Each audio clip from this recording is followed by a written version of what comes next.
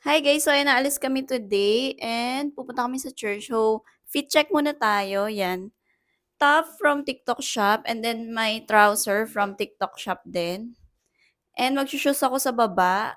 Tapos, yung earrings ko from Shein. And then, syempre, yung aking magandang watch. This is from Yael Timepieces. Ayan, sobrang ganda. Bangle type siya. Ayan, bangle type yung style niya. Di ba? Ang ganda. So, ayan lang yung fit check ko. And then, necklace ko. Galing to sa mama ko. And then si Ali, ito naman yung outfit ni Ali. So, ito naman yung outfit ni Ali. Show your outfit.